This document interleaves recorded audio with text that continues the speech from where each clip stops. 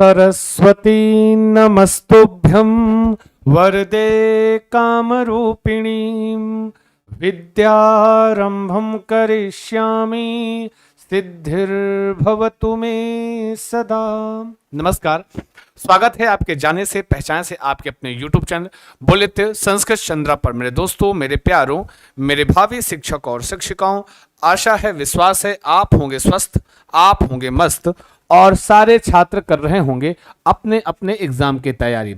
मेरे प्रिय छात्रों, चलते हैं सेशन की शुरुआत करते हैं बिना देरी किए हुए। जो भी छात्र जुड़ गए हैं सभी का बहुत बहुत स्वागत है आपके अपने YouTube चैनल संस्कृत चंद्रा पर। फटाफट सेशन को लाइक करेंगे, शेयर करेंगे, अपने दोस्तों और मित्रों तक पहुंचाओगे, जिम्मेदारी आपकी है। अगर आप कर रहे हैं लगातार आपकी क्लासेस, अब शुरुआत हो गई क्लास की। जो भी छात्र तैयारी कर रहे हैं किसकी, सीटेट की, संस्कृत भाषा को लेकर 1 महीने का एकदम प्रॉपर समय आपके लिए है और उस समय का सही सही सदुपयोग करने के लिए अगर आपको लगता है कि अभी भी संस्कृत आपको समझ में नहीं आ रही है, आइए आपको वो चीजें बताई जाएंगी जो कि आपके एग्जाम में आता है। ठीक है जी। सीटेट का ये जो फाउंडेशन बैच चल रहा है, जो रिवीजन क्लास चल रही है, सीटेट की पेड क्लास है, केवल इसका जो चार्ज है 299 रुपीज है, आपके लिए है। और कॉल करना है 7985789062 पर कॉल कर लेना है या फिर व्हाट्सअप कर लेना है। सारी चीजें आपको वहां पर जानकारी मिल जाएगी। संस्कृत चंद्रा का टेलीग्राम ज्वाइन करने के लिए आप ज्वाइन कर लीजिए। पीडीएफ नोट्स सारी चीजें यहीं पर प्रेषित की जाती हैं। जो भी हमारा चाहे ये प्रैक्टिस सेशन होता है, बहुत सारे छात्र पूछते सर जो प्रैक्टिस सेशन वाला पीडीएफ कहाँ मिलेगा, बार बार उनके मैसेजेस आते हैं, कॉल्स आते हैं, तो उनको मैं बता दूं उनको कहीं जाने की आवश्यकता नहीं है। बस एक छोटा सा संस्कृत चंद्रा का टेली नामक ग्राम है, डाउनलोड ज्वाइन कर लीजिए। मेरे प्रिय छात्रों, आगे चलते हैं, आगे बढ़ते हैं। हमारा ये जो सुपर 30 का सीरीज चल रहा है जी, सुपर 30 का सीरीज ये आपके लिए रामबाण दवा है। ठीक है जी, ये रामबाण दवा है। आज शायद 7वां सेशन है सुपर 30 का, तो डेली ज्वाइन कीजिए और कल या परसों में आपको टैग वर्ड मिलेगा। हाँ, तैयारी लगभग हो चुकी है, टैग वर्ड आपको मिलेगा। ठीक है जी। आइए, पहला है राष्ट्रीय शिक्षा नीति अधोलिखिते सुकस्य भाषाणाम अध्ययनम समर्थयति। राष्ट्रीय शिक्षा नीति जो है, नीचे लिखे जो भी भाषाएं हैं उसमें किस भाषा का अध्ययन जो है वह समर्थन करती है, किस भाषा के अध्ययन का समर्थन करती है, सभी छात्र बताएंगे। जो भी जुड़ गए हैं सभी का बहुत बहुत स्वागत है। आज के कक्षा भी थोड़ा दूर से आना होता है तो 7:15 हो जाता है और आने के बाद एक्चुअली क्या है, ये आपका पूरा सेटिंग वहां लगाना, सब सेट करना तो हो जाता है 8:15। हाँ, फिलहाल मैं आपका ये जो वक्तव्य, क्योंकि हमेशा मैं अपने छात्रों के अनुसार ही चलता हूं, कोशिश करूंगा थोड़ा सा और बिफोर काम करने का, चिंता मत कीजिए, 100%। ठीक है जी। मैं आपको मैं बताता हूं कि पक्का कोशिश पूरा रहेगी। 8 बजे रहती भी है लेकिन थोड़ा सा दूर आने से हो जाता है जी। हाँ, राष्ट्रीय बताओ, संस्कृत, हिंदी, आंग्ल भाषा, आधुनिक भारतीय भाषा चा, मातृभाषा, आंग्ल भाषा, प्रांत भाषा, संस्कृत, पाली, प्राकृत, जनजाति, लघु भाषा, विद्यालय शिक्षा पर्यंतम आंग्ल भाषाम शिक्षण माध्यमम एवं स्वीकरणम, या मातृभाषा, गृह भाषा, श्रेण्य भाषा, कोई आधुनिक भारतीय भाषा और विदेशी भाषा। जल्दी बताएंगे। जो भी छात्र जुड़े हुए हैं सभी का बहुत बहुत स्वागत है, वंदन है, अभिनंदन है। सेशन को लाइक करेंगे, शेयर करेंगे, अपने दोस्तों और मित्रों तक पहुंचाओगे, जिम्मेदारी आपकी है। चलो जी, बताओ किसका समर्थन करती है। ये लोग कह रहे हैं sir D is the right answer. और कोई छात्र? अब आपके कमेंट्स कॉल नहीं हो रहे हैं जी, लाइक कर दो। अभी जिन्होंने लाइक नहीं किया है डी बता रहे हैं, बहुत अच्छा जी, एकदम सही है जी। मातृभाषा, गृह भाषा और विदेशी भाषा, बहुत अच्छा सा आंसर किया है। जो भी छात्र जुड़ गए हैं बहुत स्वागत है जी, सभी का बहुत बहुत स्वागत। सर्वे शाम करते आ जाओ जी। संध्या जी बहुत स्वागत, गुड मॉर्निंग सभी को। मातृभाषा, गृह भाषा और कोई एक आधुनिक भारतीय भाषा और एक विदेशी भाषा। ठीक है जी, इसका समर्थन करते राष्ट्रीय शिक्षा नीति। आई बात गई समझ में? हाँ, मैं जैसे टैग वर्ड लूंगा ना जी, मैं जैसे टैग वर्ड लूंगा वैसे ही मैराथन क्लास, टैग वर्ड के बाद ही मैराथन दे दूंगा। ठीक है जी, क्योंकि टैग वर्ड में आपको बहुत सारा एकदम टैग वर्ड आपके लिए रामबाण दवा होगी। टैग वर्ड पढ़ने के बाद इसीलिए मैराथन कर रहा हूं ताकि आप वहां पे उस ज्ञान को अप्लाई कर पाओ। ठीक है जी, बिल्कुल D is the right answer. आगे बढ़ते हैं। अष्टवर्षीय एक बाला स्वमातृ पितृभ्याम सह बिहार राज्याद आगत्य मुंबई नगर्याम प्रतिवसति। 8 वर्षीय एक बालक है, अपने माता पिता के साथ वह बिहार राज्य से आगत्य मतलब आ करके, यहां पर प्रत्यय कौन सा लगा है? तो ल्यप प्रत्यय लगा है, आ करके, करके अर्थ देता है। मुंबई नगर या मुंबई नगर में प्रतिवसित रहता है। सा विद्यालय हिंदी संस्कृत आंग्ल भाषा शिक्षते, वह विद्यालय में हिंदी संस्कृत और अंग्रेजी भाषा शिक्षते मतलब पढ़ता है। सा स्व प्रतिवेशकेभ्यः, और अपने प्रतिवेशिकेभ्यः मतलब क्या होता है जी? पड़ोसी, ठीक है जी। वह अपने पड़ोसी से और विद्यालय के मित्रों के से मराठी भाषाम च सुष्ठु प्रकारम शिक्षते, वह अपने पड़ोसियों से और अपने विद्यालय मित्रों के से मराठी भाषा को सुष्ठु प्रकारम अच्छी प्रकार से शिक्षते मतलब बोल सकता है। मराठी भाषाया शिक्षणम कस्य उदाहरणम अस्ति, यहां पर ये जो मराठी भाषा का अध्ययन है या किसका उदाहरण है? जल्दी बताओगे जो भी छात्र जुड़े हैं। फटाफट सेशन को लाइक कर दो, शेयर कर दो, अपने दोस्तों और मित्रों तक पहुंचा दो जी। नहीं शेयर किए हैं तो शेयर कर दो, क्लास लाइव है जी। हाँ जी,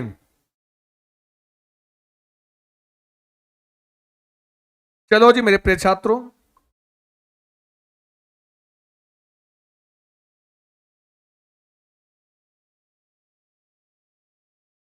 कोई समस्या तो नास्ति, कोई दिक्कत तो नहीं है जी।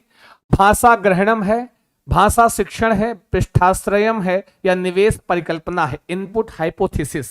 सभी लोग बताएंगे तो इन सब का आंसर आ रहा है सर ए है डिजिटल टॉक। विकास झा जी, जो भी छात्र जुड़ गए हैं सभी का बहुत बहुत स्वागत है। बस एक छोटा सा निवेदन है, सेशन को ज्यादा से ज्यादा शेयर करेंगे ताकि जो कोई भी तैयारी कर रहा है संस्कृत से सीटेड भाषा की, उनके तक यह वीडियो पहुंच जाए।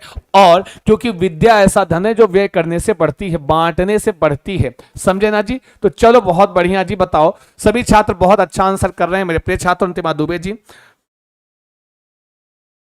Thank you so much. Antima Dubey ji आपको भी बहुत सारा धन्यवाद, है ना जी। और जो भी छात्र हैं बहुत बढ़िया ए बता रहे हैं, तो ध्यान देना ये भाषा ग्रहणम कहलाता है। ध्यान देना, वह अपने पड़ोसी से, वह विद्यालय में जो सीख रहा है, अच्छा यहीं पर वो जो हिंदी संस्कृत अंग्रेजी भाषा सीख रहा है वह अधिगम में आएगा, क्योंकि वह औपचारिक ढंग से सीख रहा है, विद्यालय में जाकर सीख रहा है। और वही यहीं पर जो अपने पड़ोसियों से, अपने विद्यालय मित्रों के आसपास घूमते टहलते सीख ले रहा है, वह क्या है? अनौपचारिक ढंग से सीख रहा है, तो भाषा का ग्रहण कहलाएगा, भाषा अधिग्रहण कहलाएगा। आई बात गई समझ में? चलिए जी, बहुत बहुत मेरे प्रिय छात्रों, शिव कुमार शाक्य जी के सर टेलीग्राम लिंक भेजिए। अभी मैं क्लास के लास्ट में कमेंट बॉक्स में उसको मैं पिन भी कर दूंगा, साथ में वीडियो के नीचे भी कमेंट बॉक्स में पिन रहेगा। और ज्यादा दिक्कत हो कैपिटल लेटर में संस्कृत चंद्रा आप टाइप करोगे तो हमारा चैनल आपको टेलीग्राम पर दिख जाएगा, ज्वाइन कर लीजिए पीडीएफ के लिए। ए इज द राइट आंसर, बहुत बढ़िया उत्तर किया है। पठन क्रमे एक छात्र कानिचित अनुबोधनानि प्रॉम्प्ट्स गृह्णाति यतः अर्थबोधन सुकरम एतत् किम कथ्यते। पढ़ने के क्रम में, पढ़ते समय एक छात्र है जो कुछ अनुबोधन, प्रॉम्प्ट्स मतलब कुछ ऐसी चीज देखता है। प्रॉम्प्ट्स मतलब समझ में, बहुत कुछ अनुबोधन मतलब जिसको देखकर कुछ हमको बोध हो जाए, ठीक है जी। देखकर कुछ ग्रहण करता है जिससे कि अर्थ को समझना सुकर मतलब सरल हो जाता है। यह क्या है? द्रुत पठन है, लयबद्ध है, अर्थ संकेतकानी है या सूत्र संकेतकानी? जल्दी बताएंगे मेरे प्रिय। सेशन को लाइक करेंगे, शेयर करेंगे, अपने दोस्तों और मित्रों तक पहुंचाओगे। सुपर 30 का सुपर सीरीज के साथ आपका बहुत बहुत स्वागत है संस्कृत चंद्रा के इस ऑनलाइन प्लेटफॉर्म पर। सुपर 30 की सीरीज देखने के बाद आपको ये लगेगा कि आप ऐसा कोई क्वेश्चन नहीं बचा है जो आपके सुपर 30 की सीरीज में आया ना हो। चलो जी, बहुत बढ़िया, बहुत खूबसूरत। सी इज द राइट आंसर, बहुत बढ़िया बता रहे हैं जी मेरे प्रिय छात्रों, बहुत खूबसूरत सा आंसर कर रहे हैं आप सभी छात्र। आपकी उपस्थिति को नमस्कार करते हैं जी। यह कहलाएगा सी, बिल्कुल सही उत्तर क्या है? ये अर्थ का संकेत कर रहा होता है। जैसे क्या होता है, हम कोई वस्तु देखें, हाँ हम जैसे कोई वस्तु देखते हैं, मैंने देखा प्रॉम्प्ट्स लिखा हुआ ना जी, ऐसा कुछ देखना जो हमको कुछ अर्थ बताए, कुछ देखकर हम थोड़ा अर्थ उसका समझ लें, है ना जी। तो वो चीज है ना, वही अनुबोधन है। और जैसे हम कोई पाठ्य वस्तु पढ़ रहे हैं, माना कोई संस्कृत पढ़ रहे हैं, ठीक है जी। संस्कृत में हमको क्या है कि मेरे प्रिय छात्रों अर्थ नहीं समझ में आ रहा है, तो कहीं आसपास कुछ मीनिंग्स ऐसी रखी हो, कुछ भाव ऐसा मिल जाए, कुछ संदर्भ ऐसा मिल जाए कि हम उसका अर्थ आसानी से समझ लें। तो वो जो भाव, जो अर्थ, जो शब्दार्थ हमको कहीं दिख गया जिससे हमको मीनिंग पता चली, वो हमारे प्रॉम्प्ट्स हैं, वो अनुबोधनानी है, समझे ना जी, कि उसको देखकर हम अर्थ निकाल ले रहे हैं। तो इससे क्या होगा, वो हमको अर्थ की ओर संकेत करते हैं, सिमेंटिक क्विज, उसको हम अर्थ की तरफ संकेत करते हैं हमको। ठीक है जी, बहुत बढ़िया, बहुत स्वागत है मेरे प्रिय छात्रों। लाइव आ जाओ फटाफट, लाइव नाउ, जो भी छात्र हैं। हाँ जी, आगे बढ़े, कोई दिक्कत हो बता दें। अर्थ संकेत हमको कर रहा है, ठीक है, जिससे हम प्रकृत भाषाया संदर्भ पाठ सृजनम किम कथ्यते। बहुत अच्छा प्रश्न है, गलत मत करना मेरे प्रिय छात्रों। सेशन को लाइक करना है, शेयर करना है जोरदार तरीके से और पहुंचाना है इसके गंतव्य तक। आखिर कब तक हमको 1K तक पहुंचाओगे जी, ये आपकी जिम्मेदारी है, यहां तक पहुंचना है। एनी हाउ, चाहे जैसे, पूरी मेहनत पूरी ऊर्जा हम अपनी लगाएंगे। बस आपका प्यार, आपका दुलार संस्कृत चंद्रा के प्रति बना रहे जी।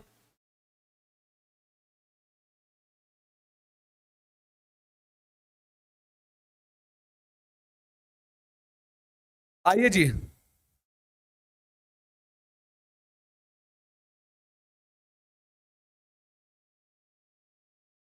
शुक्रिया शुभम पाठक जी, बहुत धन्यवाद। और दूसरी चीज ये कहें सर, आपके साथ हम जब यहाँ प्रश्न करते हैं तो सही हो जाता है, अकेले में करते हैं तो गड़बड़ हो जाता। क्या चाहते हो, चले हम भी परीक्षा में, हम सब चलेंगे, सबके साथ चलेंगे। चीन बड़े आए, हम लोग घर गिरवाना चाहते हो, का बुलडोजर चलवाना चाहते हो। प्राकृत भाषा के संदर्भ में व्यक्तिगत, ये वैयक्तिक या वैयक्तिक पाठ है, साहित्यिक कृति है, या पाठ्य पुस्तक लेखक का विकसित पाठ है, या प्रामाणिक पाठ है। प्रकृत भाषा संदर्भ संदर्भ है ना जी। ये सब लोग कहें sir C is the right answer. वाह, कितना बढ़िया कहो, गंदा सा उत्तर कर रहे हो जी हैं। चलिए जी मेरे प्रिय छात्रों, ध्यान देना यहां पर। अगर आपने कह दिया है, क्या अगर आपने कह दिया है पाठ्य पुस्तक लेखक विकसित पाठा, गलत है। साहित्यिक कृति गलत है, ये भी गलत है। प्रामाणिक पाठ्यम राइट है, D is the right answer. अपना मुंह देख लो, है बड़े आए, ले देखो अपना मुंह, है ऐसे देखो बड़ी बड़ी आंखें करके, ठीक है जी। देखो देखो अपनी आंखी, बड़े आए बताने वाले। प्रामाणिक पाठ, प्रामाणिक पाठ क्या होता है, वह नैसर्गिक भाषा में लिखा जाता है। हाँ, उसकी भाषा कैसी होती है, नैसर्गिक होती है, संदर्भगत होती है। ये सब अगर कहीं प्रामाणिक पाठ्य लिखा हुआ है और उसकी लैंग्वेज कैसी होगी, नैसर्गिक होगी, प्राकृतिक होगी, संदर्भगत होती है, यह जो सृजन होता है यह प्रामाणिक पाठ्य कहलाता है। समझे कि नहीं समझे, डी इज द लल्लन टॉप उत्तर है ना जी। चलो जी मेरे प्रिय छात्र, तो बहुत जोरदार। अच्छा जी, आप लोगों की समस्या सर अर्थ बता देते हैं तो हमको आ जाता है। अरे भाई, मैं बताता किस लिए हूं, मैं आखिर आपको पढ़ा किस लिए रहा हूं, इसीलिए तो, क्योंकि अच्छा, जो शब्दावली है संस्कृत भाषा की, पेडागोजी की, वो शब्दावली चेंज नहीं होती है। ये सारे शब्द इसी टाइप के मिलेंगे आपको, कोई भी प्रश्न बनेगा तो आप जब पढ़ते समय जहां लगे कि इस भाव का मतलब क्या होता है, उसको लिख लिया करो, थोड़ा सा समझ लिया करो, ठीक है जी, ताकि वह आगे भी काम करे। बहुत अच्छा सा उत्तर किया मेरे प्रिय छात्रों, सभी का बहुत बहुत स्वागत है। प्लीज सेशन को लाइक करना मत भूलिएगा, D is the right answer. आगे बढ़ते हैं। रूप विषयक ज्ञान वर्णनम सीमित अभ्यासे तस्य प्रयोगः किम कथ्यते। जल्दी बताएंगे, रूप या स्वरूप, प्राकार्य या प्राकार्यतम विषय ज्ञान जो होता है, और अभ्यास में उसका प्रयोग क्या कहलाता है। प्रक्रियात्मक ज्ञानम या घोषणात्मक ज्ञानम, व्याकरण अनुवाद प्रक्रिया, भाषा प्रक्रमणम। जल्दी बताएंगे, जो भी छात्र जुड़े हुए हैं सभी का बहुत बहुत स्वागत है आपके अपने संस्कृत चंद्रा के इस ऑनलाइन जबरदस्त वाले प्लेटफॉर्म पर। मेरे प्रिय छात्रों, सेशन को लाइक करना, शेयर करना, अपने दोस्तों और मित्रों तक पहुंचाना, यह जिम्मेदारी हम आपके कंधों पर दे दिए हैं, ठीक है। यह जिम्मेदारी आपके कंधों पे है और आप इसको निभाएंगे जी। बताओ यह क्या है, ये है प्रक्रियात्मक रूप विषय ज्ञान, और अभ्यास में उसका जब हम प्रयोग कहते हैं वह होता है वो डिक्लेरेटिव नॉलेज, मतलब वह घोषणात्मक ज्ञान होता है। अगर आपने बी कहा है तो एकदम राइट आंसर किया है मेरे प्रिय छात्रों। अगर आपने बी कहा कि हाँ जी,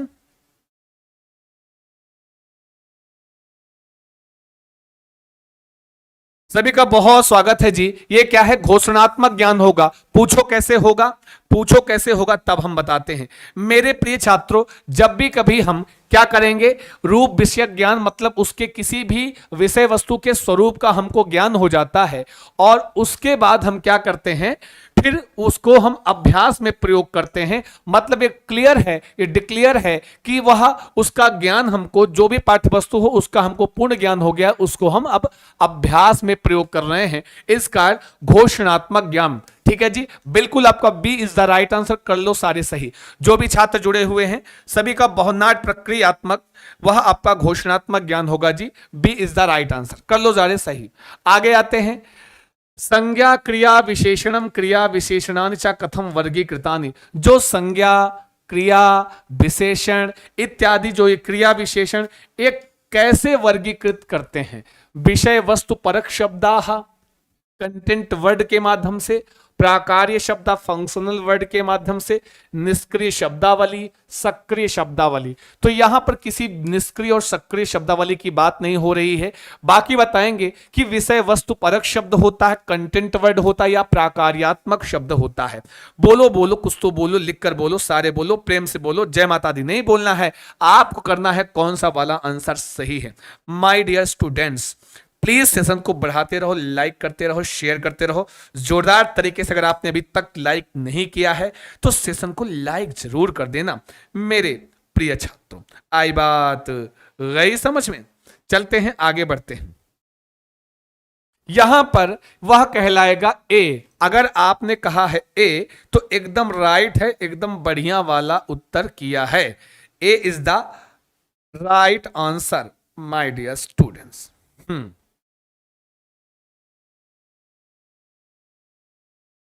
क्या होगा जी? वह विषय वस्तु परक। संज्ञा, क्रिया विशेषण, क्रिया विशेषण कैसे वर्गीकृत करते हैं? तो उनके कंटेंट के आधार पर विषय वस्तु परक शब्दाः। कंटेंट वर्ड को क्या बोलते हैं संस्कृत में? विषय वस्तु परक, परकाः शब्दाः, विषय वस्तु परक शब्दाः, ऐसा करते हैं। ठीक है जी, आई बात गई समझ में? कोई टेंशन, एनी समस्या वर्तते कि नहीं? तो आगे बढ़ते हैं, आगे चलते हैं फिर। हाँ, अगला प्रश्न है, अगला प्रश्न। सीमित अवबोध बलेन विद्यार्थी पाठ पढ़तुम शक्नोति। अच्छा प्रश्न है, और अगर इसको गलत किया तो हम पेन खींच के मारेंगे, मुर्गा और मुर्गी बना देंगे क्लास में। बहुत ही अच्छा प्रश्न है ये। हाँ जी, बहुत कि सीमित अवबोध बलेन विद्यार्थी पाठितुम शक्नोति। सीमित ज्ञान के बल पर विद्यार्थी तो पढ़ सकता है। फिर कहते हैं स्वभ्रातु साहाय्येन सह पाठ सम्यक रीत्या पठितुम। हाँ, कहते हैं कि वह अपने भाई की सहायता से पाठ को बहुत अच्छी तरीके से पढ़ सकता है। तदाधारितम, उस पर आधारित अवबोध कार्य कर्तुम शक्नोति, उस पर आधारित जो अवबोधनात्मक कार्य है उसको कर सकता है। और पठन शिक्षण में ऐसा पद्धति कथ्यते। पठन के शिक्षण में यह पद्धति क्या कहलाएगी? कोई छात्र है, उसका जो सीमित ज्ञान है, उस सीमित ज्ञान के आधार पर वह छात्र क्या कर सकता है जी? पढ़ सकता है, किंतु अपने भाई की सहायता से, अपने ब्रदर की हेल्प से वह बहुत अच्छे से पढ़ सकता है और उस पर आधारित अवबोध का कार्य कर सकता है। बताएंगे वह क्या कहलाएगा? सारे छात्र बताएंगे। जितने लोग जुड़े हुए भाई, अभी सेशन को थोड़ा सा और बढ़ाइए, थोड़ा सा और बढ़ाएं, इतने में काम नहीं होगा, ध्यान दीजिएगा। बताओ जी, ये ट्यूटरिंग है, ये इसको ट्यूटरिंग बोलते हैं जी। हाँ, क्या बोलते हैं? ट्यूटरिंग। बताओ, कोचिंग बोलते हैं, ट्यूटरिंग, या पृष्ठाश्रम बोलते हैं, या निवेश परिकल्पना बोलते हैं? हाँ, पृष्ठाश्रम को क्या बोलते हैं? स्कैफोल्डिंग। बताओ कौन सा सही है? इसमें आपकी उपस्थिति मेरे प्रिय छात्रों हमारे लिए ऊर्जा होती है। जो भी छात्र जुड़े हुए हैं सभी का स्वागत है, वंदन है सुपर 30 की इस सुपर सीरीज में। सेशन को लाइक करना है, शेयर करना है। बता रहे हैं डी सही है। मेरे भाइयों, मेरे प्रिय छात्रों, अरे हो डी बताने वालों, इधर आओ, तुम्हारा चेहरा बनाए क्या है? आओ इधर आओ। इल हो तुम डी वालों, निवेश परिकल्पना कह रहे हैं। तुमको समझ में नहीं आता? आपने अभी वाइगोस्की को नहीं पढ़ा क्या? ले, इतना अच्छा चेहरा बनाए हैं, देख लो। है हाँ, ये तुम्हारा है, तुम ही हो, बता दे रहे हैं। लो, ये मेरे प्रिय छात्रों निवेश परिकल्पना नहीं है, वो है पृष्ठाश्रयम, स्कैफोल्डिंग। आपके वाइगोस्की महोदय कहते हैं कि जब कभी हम कोई छात्र पढ़ तो सकता है, या कोई छात्र अपने माता की सहायता से अपने या इसे कहते हैं टेम्परेरी ज्ञान जो देता है, स्कैफोल्डिंग क्या होता है, टेम्परेरी ज्ञान में हेल्प करता है, सहायता करता है। किसी छात्र को अगर अपनी माता से, अपने पिता से, अपने भाई से, अपने बहन से, अपने मित्र से, अपने शिक्षक से, किसी से हेल्प ले रहा है पढ़ने में, सीखने में, तो वो क्या होता है, वह क्रिया स्कैफोल्डिंग होती है। उसी को पृष्ठाश्रयम बोलते हैं, और उसी को हम क्या बोलते हैं जी, सोपानीकरणम। उसी को क्या बोलते हैं जी, सोपानीकरणम। सोपान का मतलब होता है सीढ़ी, और सीढ़ी का काम क्या होता है, जमीन से छत को जोड़ना। आप अपने छत पे सीढ़ी के माध्यम से चढ़ जाते हैं, जाते हैं कि नहीं जाते? हाँ जी मेरे प्रिय छात्रों, तो वो एक आधार का कार्य करते, पाढ़ का कार्य करती है, मतलब एक वह हेल्प का काम करती है कि आपको हेल्प की ऊपर जाने में। वैसे ही कोई भी अगर स्कैफोल्डिंग में क्या होता है कि कोई भी थर्ड पर्सन जो होता है वो छात्र को उस विषय वस्तु को समझाने में हेल्प करता है। सीढ़ी जैसे सीढ़ी ऊपर तक पहुंचाने में हेल्प करती है, वैसे उस पाठ्य वस्तु को समझने में वो थर्ड पर्सन हेल्प करता है। वही कहलाता है स्कैफोल्डिंग, वही कहलाता है पृष्ठाश्रयम, वही कहलाता है सोपानीकरणम। आई बात गई समझ में? समझे कि नहीं समझे मेरे प्रिय छात्रों? और तनुजा कुमारी जी, हेल टू हीवेन जी, फटाफट सेशन को लाइक करो, शेयर करो, अपने दोस्तों और मित्रों तक पहुंचाओ, जिम्मेदारी आपकी है मेरे प्रिय छात्र। ये एक सेशन कम से कम एक अपने जो परवान है उसका वहां तक पहुंचना चाहिए। ये जिम्मेदारी आपके कंधों पे मैंने दिया है मेरे प्रिय छात्रों। आगे बढ़ते हैं, आगे चलते हैं। अगला प्रश्न है, देखिएगा, व्याकरणस्य कस्यचित अनाधीत रूपस्य। अनअधीत रूप मतलब जो अधीत नहीं है वो है अनाधीत। ध्यान देना, व्याकरण के किसी भी अनाधीत रूप को शिक्षण के क्रम में भविष्य कालिकम कर्मवाच्य रूपम, हाँ जो अधीत ने उसको भविष्य काल में हम कर्मवाच्य के रूप में विद्यार्थी पूर्व अधीत ज्ञानम मतलब वर्तमान कालिकम कर्मवाच्य रूपम प्रयोक्तम समर्थ अयम शिक्षण प्रविधि किम कथ्यते। यह शिक्षण प्रविधि क्या कहलाएगी? कुछ नहीं है इसमें, पहले आप बताओ फिर हम बताएंगे। पहले आप आंसर करोगे देन हम बताएंगे कि आखिर यह आपसे कहना क्या चाह रहा है। सीधा सीधा जो आपका अनधीत ज्ञान रूप है शिक्षण के क्रम में, जब आप शिक्षण के क्रम में रहते हैं तो जो आपको अनाधीत है, जो जिसका ज्ञान आपको नहीं मतलब जिसका ज्ञान आपको ग्रहण करना है, उसको भविष्य काल में कर्मवाच्य में हम प्रयोग करने के लिए क्या करते हैं विद्यार्थी, पूर्व अधीत ज्ञान जो होता है हाँ उसको हम वर्तमान कालिक कर्मवाच्य के रूप में हम प्रयोग करने में समर्थ होते हैं। अयम शिक्षण प्रविधिम किम कथ्यते, यह शिक्षण प्रविधि क्या कहलाएगी? जल्दी बताएं फिर हम बताएं मेरे प्रिय छात्रों। फटाफट सेशन को जोरदार तरीके से लाइक करोगे, शेयर करोगे, अपने दोस्तों और मित्रों तक पहुंचाओगे। सभी लोग कह रहे हैं sir B is the right answer. अभी बी वालों का हम हाँ लियो, हे बी वालों आ जाओ, है ना जी, आ जाओ बी वालों, हाँ जी लियो, अच्छा चेहरा बना रहे तुम्हें है, लियो, समझे ना जी, लियो, ठीक है बी वालों, बड़े आए, लियो बी वालों, ये तुम्हारा चेहरा है? ये है। अगर आपने कहा गलत है, ये संज्ञानात्मक प्रविधि है, कॉग्निटिव स्ट्रेटजी है। इसका पूरा मतलब समझिए जरा क्या होता है इसमें मेरे प्रिय छात्रों। जब कभी भी हम क्या करते हैं अपना जो पूर्व ज्ञान, कुल इस पूरी के पूरे ये प्रश्न का मतलब है कि कोई छात्र है वह शिक्षण के क्रम में कुछ सीख रहा है, समझ रहा है, वो क्या करता है पूर्व अनाधीत, पहले तो जो पूर्व अधीत ज्ञान है मतलब जो पहले से पूर्व अधीत ज्ञान का मतलब जो पहले से उसको ज्ञान है उसका प्रयोग करके वह वर्तमान काल और कर्मवाच्य का प्रयोग करने में समर्थ है। और जो अनधीत रूप है उसको भविष्य में कर्मवाच्य रूपम, उसको भविष्य में मतलब कहते नहीं कि विद्यार्थी इससे सीख पाएंगे ऐसा वाला कि वो अपने पूर्व ज्ञान का प्रयोग करके नवीन ज्ञान को सीख पाएंगे। ये है संज्ञानात्मक प्रविधि कथ्यते, कॉग्निटिव स्ट्रेटजी। आई बात गई समझ में? एकदम राइट है, समझे ना जी? बहुत खूबसूरत, बहुत प्यारा सा आंसर किया है। अगर आपने कहा है ए तो ए इज द राइट आंसर, बहुत खूबसूरत सा उत्तर है। आगे बढ़ते हैं, आगे चलते हैं मेरे प्रिय छात्रों। भाषा शिक्षक सामाजिक विज्ञान शिक्षकेण सह भारतस्य सांस्कृतिक विविधता इति विषयम अधिकृत्य एक समानुदेशनम कार्यम असाइनमेंट प्रददाति। ध्यान देना, भाषा का एक शिक्षक लैंग्वेज टीचर है और वह क्या करता है, सामाजिक विज्ञान के शिक्षक के साथ मिल करके भारतीय संस्कृति की विविधता, यह विषय है भारतीय संस्कृति की विविधता, इस विषय पर एक असाइनमेंट देता है। विद्यार्थियों के द्वारा अपेक्षा करता है कि प्रतिवेदन लिखना है, कि प्रतिवेदन लिखने के लिए उस पर आधारित वह पोस्टर्स, चित्र निर्माण के लिए सामाजिक विज्ञान के पुस्तक, इतिहास, भूगोल, संस्कृति, राजनीति शास्त्र, संबद्धानि अन्यत पुस्तकानि लेखनानि अनुशीलनम करणीयानि। एक शिक्षक है, भाषा का शिक्षक है, ध्यान देना, एक कोई लैंग्वेज टीचर है, वह क्या कर रहा है, वह मेरे प्रिय छात्रों, वो किसी भी एक भारतीय संस्कृति की विविधता, यह एक विषय पर क्या करता है, छात्रों को एक असाइनमेंट देता है कि और विद्यार्थियों से यह अपेक्षा करता है कि वह प्रतिवेदन लिखने के लिए उस पर जो आधारित चित्र होगा, संस्कृति की विविधता पर आधारित जो भी चित्र का निर्माण करने के लिए वह सामाजिक विज्ञान की पुस्तक का प्रयोग कर सकता है, भूगोल की, इतिहास की, राजनीति शास्त्र की, अन्य पुस्तकों का प्रयोग कर सकता है। इस प्रकार की वो भाषा शिक्षण की एतादृशी प्रक्रिया का कथते।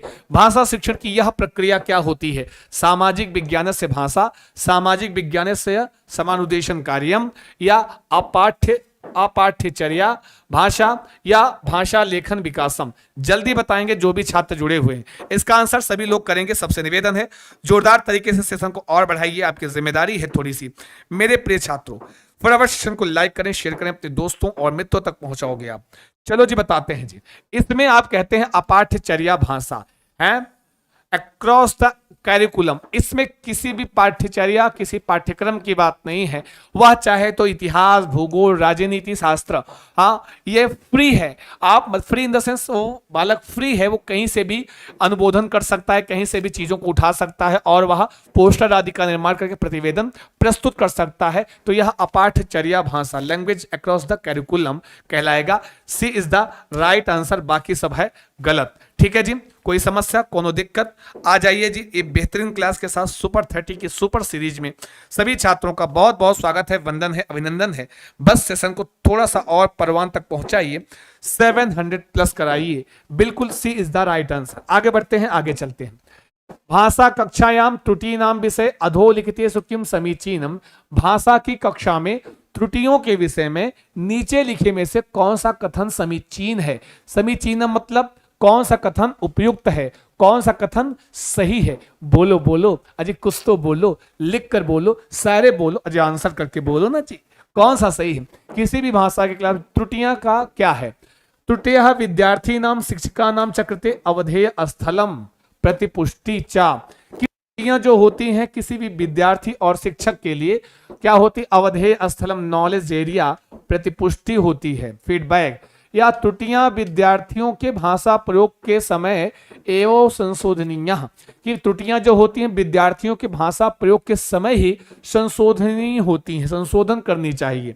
या त्रुटियां केवलम शिक्षकाय अवधेय स्थल, जो त्रुटियां होती हैं केवल और केवल शिक्षक के लिए अवधेय स्थल होती हैं। अवधेय स्थल सीखने का प्लेस, सीखने की प्लेस। त्रुटियां केवलम शिक्षकाय अवधेय स्थलम, वही केवल शिक्षक के लिए अवधेय स्थल हो, या यहाँ छात्राय लिख लो, केवलम छात्राय। अब बताओ कौन सा सही है। मेरे प्रिय छात्रों, सेशन को लाइक शेयर सब्सक्राइब करते हुए आगे बढ़ेंगे।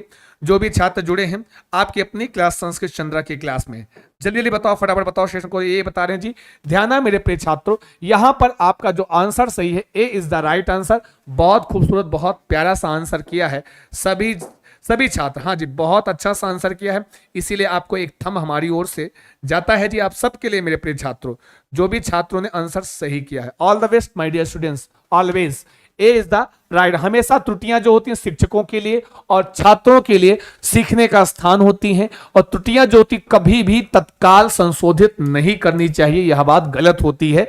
कोई त्रुटि तुरंत उसको पहले उसको सीखने का मौका दो, अवसर दो कि वह अपने आप से सीखने का प्रयास करे, और उनके लिए फीडबैक होती है, प्रतिपुष्टि होती है, दोनों के लिए, शिक्षक और छात्र दोनों के लिए, कि वह और अच्छे से कुछ कार्य करे। ठीक है जी, आप में कहीं कमियां रह गई हैं यह बताने का भी प्रयास करता है। कार्यम यत् साहाय्यम करोति विद्यार्थिनः रूप योजकाय अर्थाय प्रयोगाय च। वह कार्य जो सहायता करता है विद्यार्थियों के रूप के स्वरूप के योजन में और अर्थ के प्रयोग के लिए। व्याकरण शिक्षण क्रमे संप्रेषणात्मक कार्यक्रम, अर्थ निर्माणाय भाषा शिक्षण कार्यक्रम, व्याकरण शिक्षणाय औपचारिक क्रिया या प्रक्रियात्मक व्याकरण शिक्षा, वह कार्य जो कि सहायता करता है विद्यार्थियों के रूप के योजन में और अर्थ के प्रयोग में। ध्यान देना, ये क्या है? व्याकरण शिक्षण के क्रम में संप्रेषणात्मक कार्य है या भाषा शिक्षण कार्य है, औपचारिक कार्य है या व्याकरण शिक्षण है? जल्दी बताएंगे। जो भी छात्र जुड़े हुए हैं सभी का बहुत बहुत स्वागत। सेशन को लाइक करेंगे, शेयर करेंगे, अपने दोस्तों और मित्रों तक पहुंचाओगे, यह जिम्मेदारी। शुक्रिया जी बाबर अली जी, बहुत धन्यवाद। आप सबका प्यार दुलार और आपका ही ये सहयोग है संस्कृत चंद्रा के प्रति कि हम आपके लिए थोड़ा बहुत जो भी कर पाते हैं करने का प्रयास हमेशा करते हैं जी। चलो जी, सब लोग कह रहे हैं सर बी सही है, सभी लोग कह रहे हैं सर यहां पर B is the right answer. अच्छा जी, और किसी का कोई? सारे बोलेंगे जितने छात्र जुड़े हुए हैं, ठीक है जी। जो भी छात्र हैं सेशन को लाइक करेंगे, शेयर करेंगे। ध्यान देना, ये कह रहे हैं भाषा शिक्षण का कार्य अर्थ निर्माण के लिए, ऐसा नहीं है। सी नहीं है, डी नहीं है, ए सही है। व्याकरण शिक्षण के क्रम में जो संप्रेषणात्मक कार्य होता है, ध्यान देना, किसी भी अब जब कार्य में सहायक को विद्यार्थी नाम रूप योजना का अर्थ, किसी भी आप जब भी कभी आप व्याकरण का प्रयोग करते हो, आप जैसे किसी बालक को आगमन विधि से निगमन विधि से सिखा रहे हो, तो वह सारी क्रिया सहायता करती है संप्रेषणात्मक कार्य में। संप्रेषण होता है वहां शिक्षक और छात्र के मध्य में। तो वहां पर चाहे जो भी आप कोई भी व्याकरण का स्वरूप, वैसे भी जब हम भाषा का शिक्षण करते हैं तो उसमें संप्रेषण महत्वपूर्ण स्थान रखता है। व्याकरण के शिक्षण में क्या होता है, हम बालक को किसी सूत्र का नियम बता रहे हैं, किसी सूत्र का अर्थ बता रहे हैं, बालक समझ रहा है, वह हमसे पूछ रहा है, तो ये व्याकरण के शिक्षण में वह एक संप्रेषणात्मक कार्य के रूप में होता है। आपका चुप्पे से कर लो ए इज द राइट आंसर। एकदम लल्लन टाप और बेहतरीन उत्तर किया है मेरे प्रिय छात्रों, आपसे बेहतर कोई नहीं। धन्यवाद जी, बहुत बढ़िया उत्तर करते हैं आप सभी छात्र, बहुत अच्छा, बहुत खूबसूरत। आगे बढ़े, आगे चलते हैं। अगला प्रश्न है थोड़ा सा प्रश्न बड़ा था और इसका आकार थोड़ा छोटा छोटा होगा। आंखें बड़ी कर लेना थोड़ा सा, हाँ थोड़ा सा आंखें बड़ी करके ऐसे करके देखना, ऐसे करके, हाँ दिखेगा, हाँ थोड़ा सा एडजस्ट करेंगे आप लोग, हाँ बड़ा है थोड़ा सा, ठीक है, इससे ज्यादा बड़ा नहीं कर सकता। फिर क्वेश्चन वारे सीटेड, क्या बात है, हाँ ये होता है, ये है सीटेड की परीक्षा, ये होते हैं सीटेड के प्रश्न, क्या बात है। ध्यान देना, कुछ नहीं है। व्याकरण ज्ञानार्जन क्रमे अधो लिखते सुकहा प्रबोध जनकम कॉन्शियसनेस रेजिंग इति प्रविधि कथनीय। ध्यान देना कि किसी व्याकरण के ज्ञान के अर्जन के क्रम में जब आप व्याकरण सीख रहे होते हो, हाँ कहते हैं इसमें कौन है जो प्रबोध जनक है, कॉन्शियसनेस मतलब आपको प्रबोध जनक है, कॉन्शियसनेस रेजिंग करता है, आपके अंदर एक रेज उत्पन्न करता है, आपको एक्टिवेट करता है, ऐसा कौन क्या है इसमें? ऑप्शन ए कहता है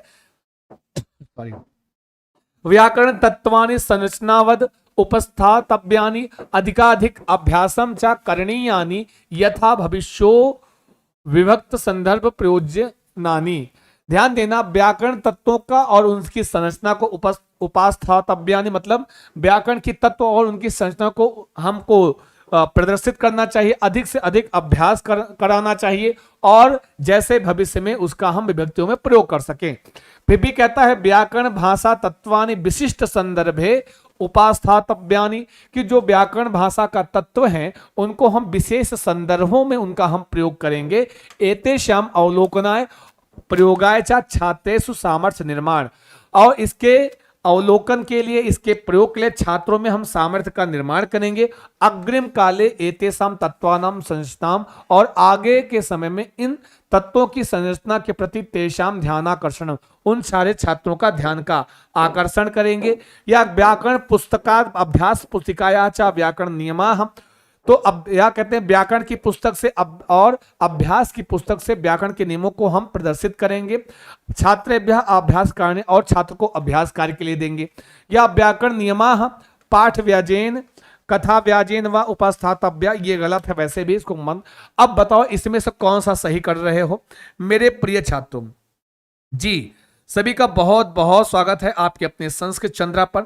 सेशन को लाइक करेंगे, शेयर करेंगे, बताएंगे जी। ध्यान दीजिए, ऐसे बड़े प्रश्न आते हैं तो केवल आपको परेशान करने के लिए आते हैं। जी हो जी, बिल्कुल सही करें। बी बहुत बढ़िया आंसर करें। अगर आपने कहा है बी, बहुत अच्छा उत्तर किया है, बहुत अच्छा सा आंसर किया है। यहाँ कॉन्शियसनेस रेज करना है, छात्रों को एक्टिवेट करना है, मतलब हमको इसमें छात्र को ज्यादा उसमें जोड़ना है, छात्रों का इंक्लूडनेस इसमें ज्यादा करना है। तो सीधी सीधी बात है, इन्होंने पूरा का पूरा हम क्या करें, व्याकरण तत्वों को हम विशेष संदर्भ में हम प्रदर्शित करेंगे, बताएंगे, सिखाएंगे और छात्रों के अवलोकन के लिए, उसके प्रयोग के लिए हम छात्रों में सामर्थ्य का निर्माण करेंगे और आने वाले समय में उस तत्व की संरचना के प्रति हम उन्हीं छात्रों का ध्यान का आकर्षण करेंगे। मतलब हमको इन व्याकरण के नियमों को कहां कहां प्रयोग करना है, उनमन उनका हम ध्यान का आकर्षण करेंगे। अतः आपका बी इज द राइट है, एकदम सुंदर सा आंसर है। रचनावाद, कौन सा वाद? रचनावाद कंस्ट्रक्टिविज्म शिक्षण सिद्धांत रूपेण मनते। रचनावाद जो होता है शिक्षण के सिद्धांत के रूप में मनते माना जाता है। उत्तर करेंगे भाई साहब। आपकी उपस्थिति थोड़ा सा दयनीय है। थोड़ा सा और सेशन को बढ़ाओ, लाइक करो, शेयर करो। कहां भाग जाते हो, थक गए जी क्या?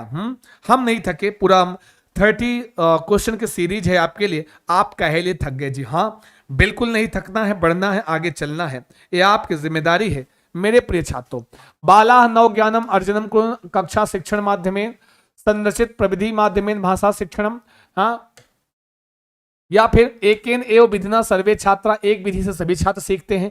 बाला पूर्व ज्ञान संयोगेन शिक्षयन्ति। रचनावाद में होता क्या है कि बालक पूर्व ज्ञान के साथ सीखता है, या फिर वह बताएं। पहले सबका आंसर बहुत अच्छा आने वाला है, मुझे पता है, क्योंकि इनको रचनावाद करना बहुत अच्छा आता है।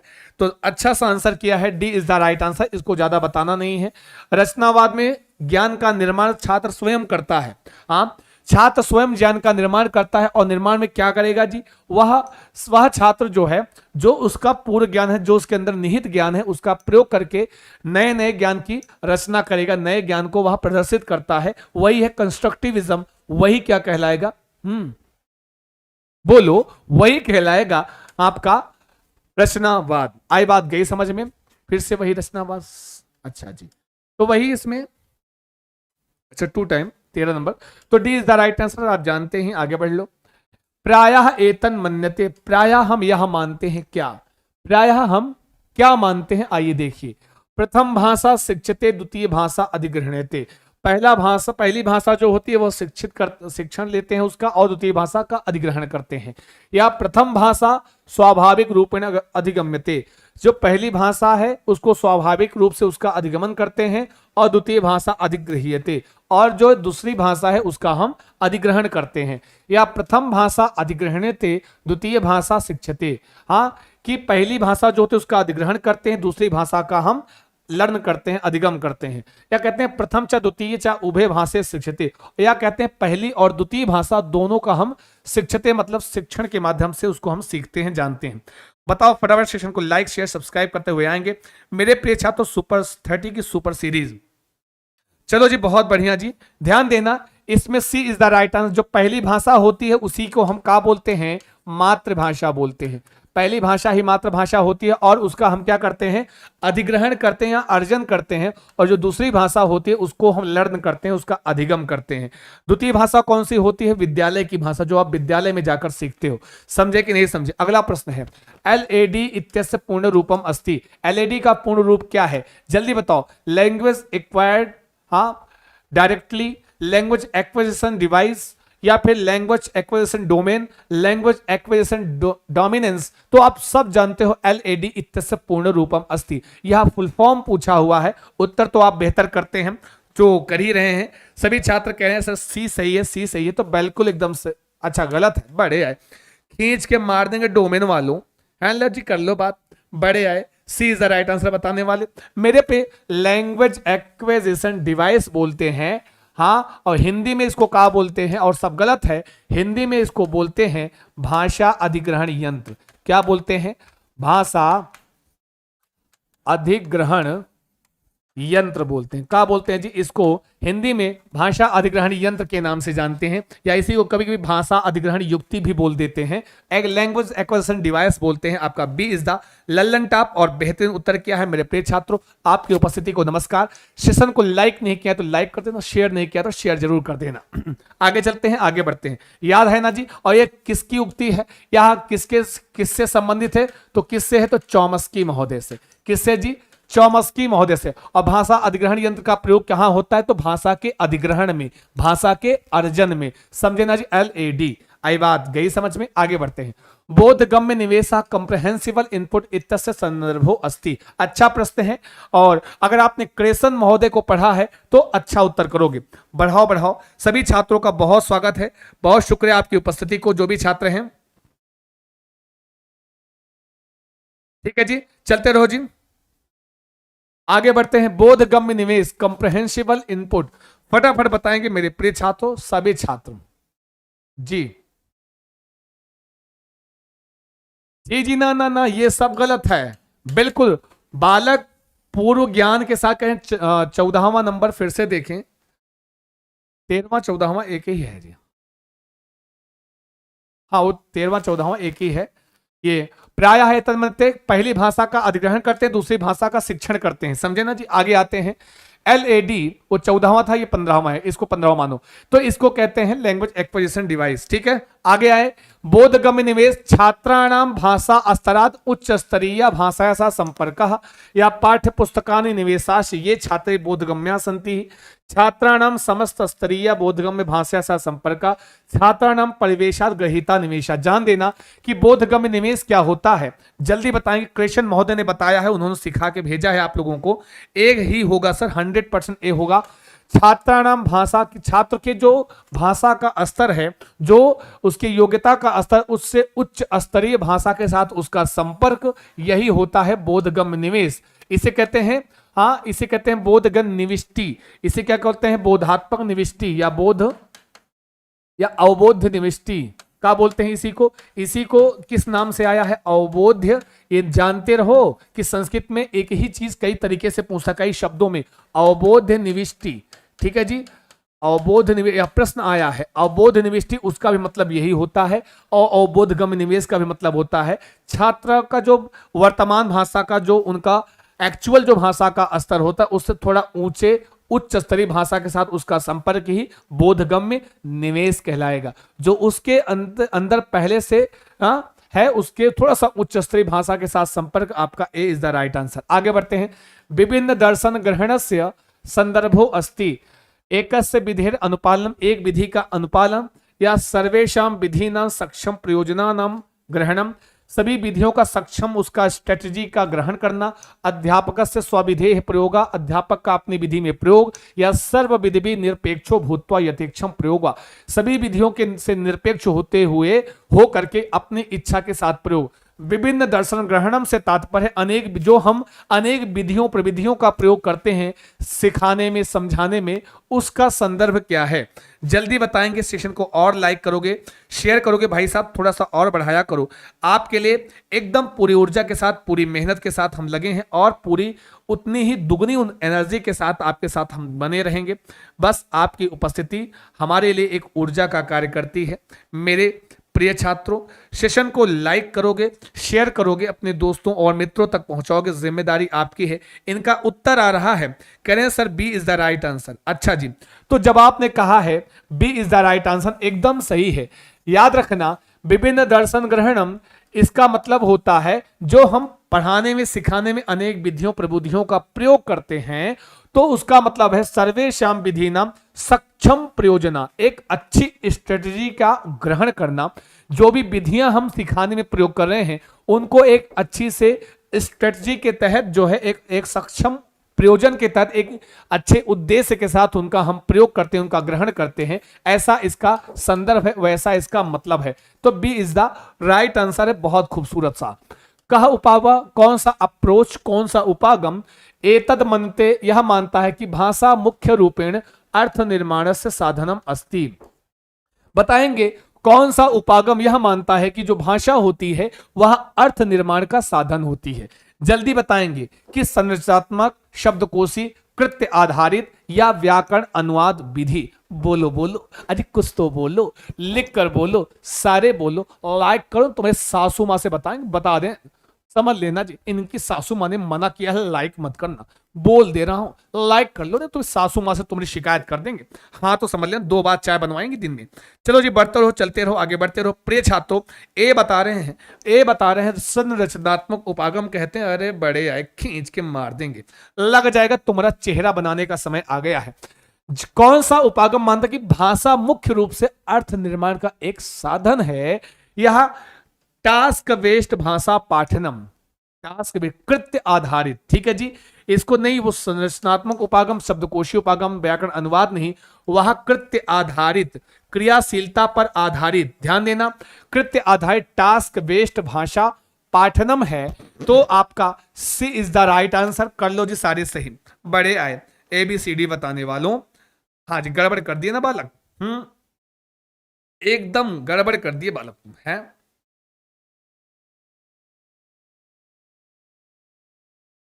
चलो जी, कोई दिक्कत, एनी समस्या, कोई समस्या तो ना थी। मेरे प्रिय छात्रों, आगे बढ़ते हैं, आगे चलते हैं। जो भी छात्र जुड़ गए हैं सभी का हम बहुत बहुत स्वागत करते हैं, वंदन करते हैं, अभिनंदन करते हैं। बस थोड़ा सा निवेदन है, इस क्लास को और ऊंचाइयों तक पहुंचाइए, जिम्मेदारी आपकी है। सी इज द राइट आंसर, कृत्य टास्क बेस्ड शिक्षण होता है जी हाँ। पठन प्रक्रियायाम निम्नलिखित प्रक्रिया किम नाम। ध्यान देना, पढ़ने की प्रक्रिया में निम्नलिखित कुछ आपको एक प्रक्रिया दे रहे, बताओ ये क्या है।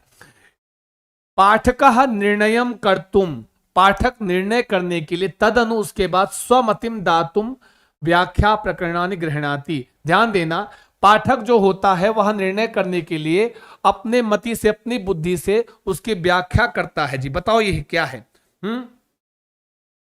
जो भी छात्र हैं बताएंगे ये क्या है। जो भी छात्र जुड़े हैं सभी का स्वमतिम दातुम मुख्य प्रकरणानि गृह्णाति। ध्यान देना, मुख्य प्रकरणानि ददाति।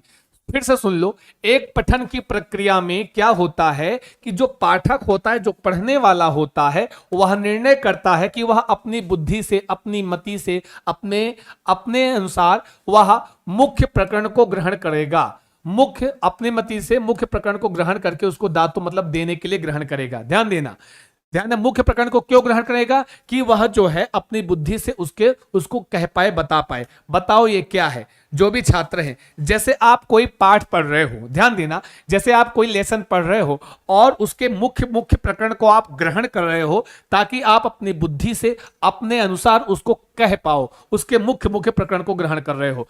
पर्यावलोकन स्कैनिंग कहलाएगा, अल्पावलोकन स्किमिंग कहलाएगा, या फिर संक्षेपीकरण कहलाएगा, या बहिर्वेशनम कहलाएगा। उत्तर गलत मत करना। आप भी यह कार्य करते हो, आप भी यह कार्य करते हो अपने शिक्षण में, हमें पता है यह कार्य करते हो। जो भी छात्र हैं फटाफट बताओ जी, फटाफट जल्दी जल्दी बताएंगे। मेरे अपने छात्र सब लोग कह रहे हैं ए और डी, ए और डी। अगर आपने कहा है सी तो सही है, समराइजिंग है। ध्यान देना, अभी हम बताते हैं क्यों, बाकी सब गलत है। जब कभी भी आप इस ध्येय से पढ़ते हो कि हमको मुख्य मुख्य प्रकरण पढ़ लूं ताकि अपनी बुद्धि से उसको मैं बता पाऊं, कह पाऊं, स्वमतिम, तो वह होता है संक्षेपी करना, समराइजिंग करना। आप भी यही काम करते हो। कोई पाठ्य वस्तु आपने पढ़ा और उसके मुख्य मुख्य भाग को देख लेते हो और अपने शब्दों में, अपनी भाषा में उसको संक्षेपीकरण कर देते हो, उसको समराइज कर देते हो। वही है यह प्रक्रिया संक्षेपीकरण की प्रक्रिया है।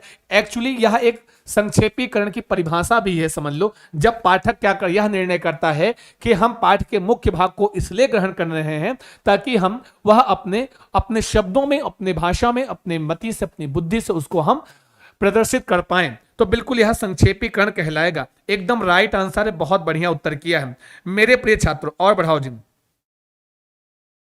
प्रियंका जी सर कह रहे हैं कि उनके सासू माँ कहते हैं कि उनकी सर कितने धीरे धीरे पढ़ रहे हैं। सुन, इधर आओ, अपनी सासू माँ से ई बोल दो, और जब हम स्पीड पकड़ लेंगे ना जी, तो ये जो अभी समझा रहा हूं उतना हम समझा नहीं पाएंगे। हम भले कम प्रश्न करेंगे, अगर आपको लग रहा है आप भले बाद में देख लेना, लेकिन हम आप ये नहीं कर सकते हैं।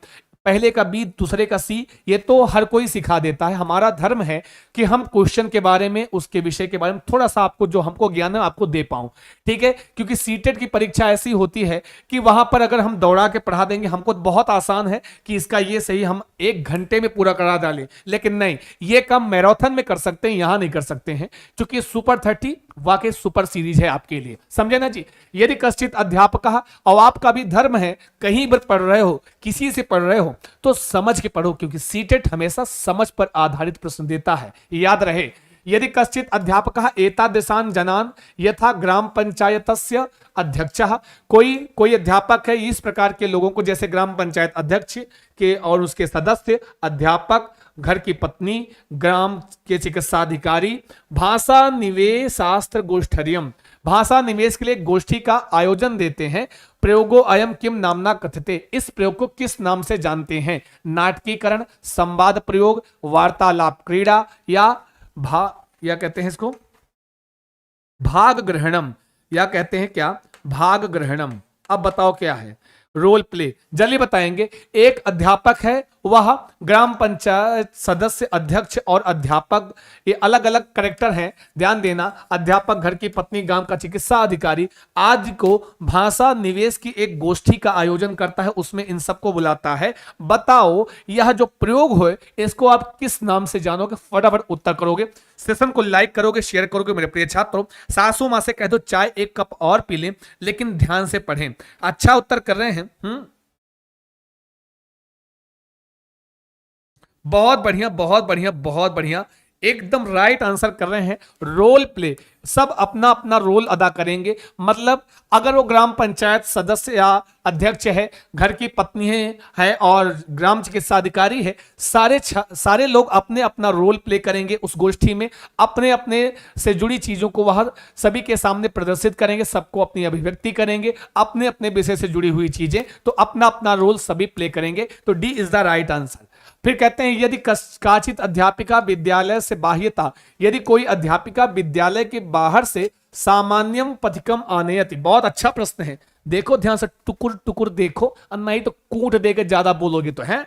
यदि काचित अध्यापिका विद्यालय से बाह्यता, विद्यालय के बाहर से सामान्य पथिक, एक सामान्य से पथिक को आनयति लाती है, 5 मिनट पर्यंतम तम अवलोकयितुम स्वच्छात्रान कथयति, और 5 मिनट तक उस पथिक को छात्रों से कहती देखो, है जैसे हम पढ़ा रहे हैं, जाएं एक लोग को पकड़ के ले आए और कहें इनको देखो, 5 मिनट तक ऐसे निर्निमेष आंखी ऐसे करके देखो, अच्छे से देखो सामान्य पथिक को। फिर क्या करो?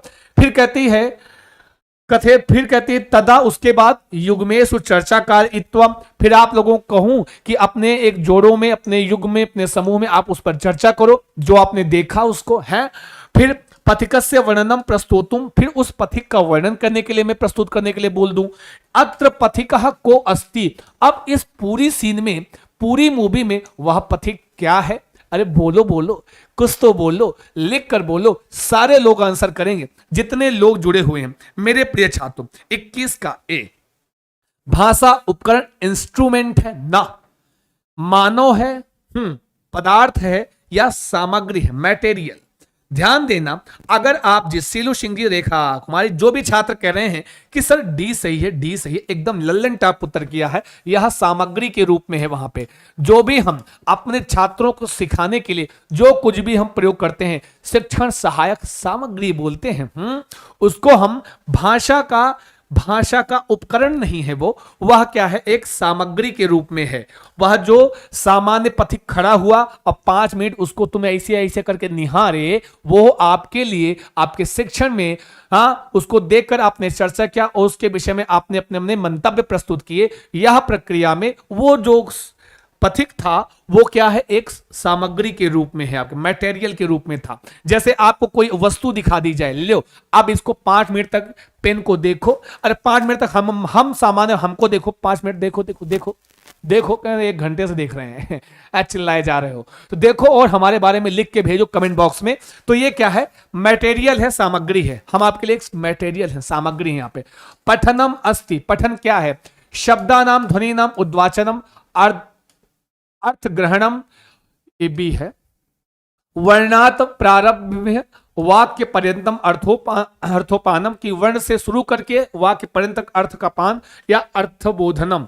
कम बताओ कौन सा सही है। इसमें पठन क्या है, सारे छात्र बताएंगे। सेशन को लाइक करेंगे, शेयर करेंगे जो भी छात्र हैं। मुस्कुराइए आप संस्कृत चंद्रा पर हैं, मुस्कुराइए आप संस्कृत चंद्रा पर। और थोड़ा सा है, और थोड़ा सा दांत दिखा के मुस्कुराइए कि आप संस्कृत पढ़ रहे हो चंद्रा सर के साथ में। आइए, बिल्कुल मेरे छात्रों, तो दांत दिखाते हुए पढ़ो, हंसते हुए, खिलखिलाते हुए, हम तो कहते हैं कूद कूद के पढ़ो है। हाँ, जैसे मन के चिल्ला चिल्ला कर पढ़ो जरूर। अर्थ ग्रहणम, आप जानते हैं पठन का मतलब होता है अर्थ को ग्रहण करना, समझे ना जी। अर्थ ग्रहण करना ये पॉजिटिव कीवर्ड है, तो बिल्कुल पठन के संदर्भ में अर्थ ग्रहण इज द राइट आंसर। एकदम बहुत खूबसूरत, बहुत प्यारा सा उत्तर किया है, लेकिन थोड़ा सा सेशन को और बढ़ाना चाहिए मेरे प्रिय छात्रों। आगे बढ़ते हैं।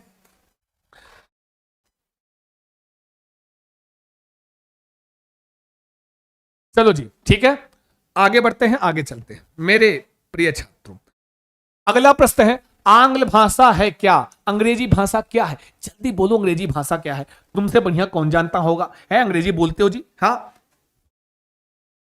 बोलो बोलो बोलो, कुछ तो बोलो, लिखकर बोलो, सारे बोलो, सेशन को और बढ़ाओ, लाइक करो, शेयर करो, अपने दोस्तों और मित्रों तक बनाओ मेरे प्रिय छात्रों। ठीक है, थोड़ा मैथ बाद में देख लेना जी। संस्कृत भाषा है, आप अपना दुलार प्यार एक बार जोरदार तरीके से बरसा दो जी। जिम्मेदारी आपकी है, थोड़ी सी बढ़ जाती है ना जी। चलो बताओ, अगला प्रश्न है आपके सामने। भारतवर्ष से राजभाषा ऑफिशियल लैंग्वेज है, भारतवर्ष से सहराज भाषा, भारतवर्ष से स्वीकृता भाषा, भारतवर्ष से विदेशी भाषा। आप सब जानते हो, मुझे पता है आंसर बढ़िया करोगे। जी, बहुत अच्छा जी।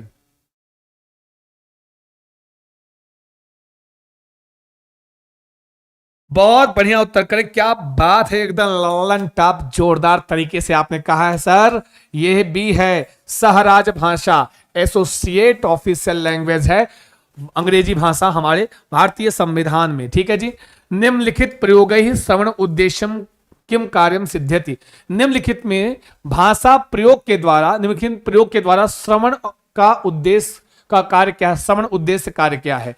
भाषण श्रवणम लेखनम अनुकरणम श्रुतलेखनम, या परस्परम संपर्क से उद्देश्यम, वार्तालापीय उद्देश्यम, परस्परम व्यवहार उद्देश्यम, विचारात्मक उद्देश्यम। जल्दी बताएंगे, प्रयोगों के द्वारा श्रवण का उद्देश्य की कार्य की सिद्ध किम कार्यम, क्या कार्य सिद्ध करता है बताओ। श्रवण का उद्देश्य, भाषण श्रवणम, अच्छा, लेखनम अनुकरणम श्रुतलेखनम।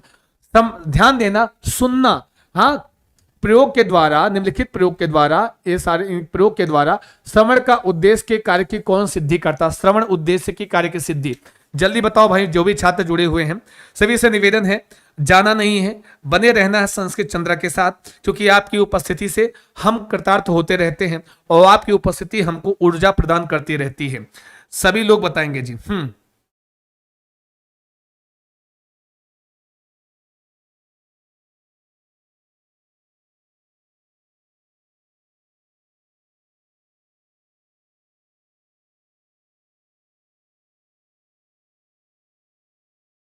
ध्यान देना, ये सब प्रश्न में है, मार्क ए नहीं है।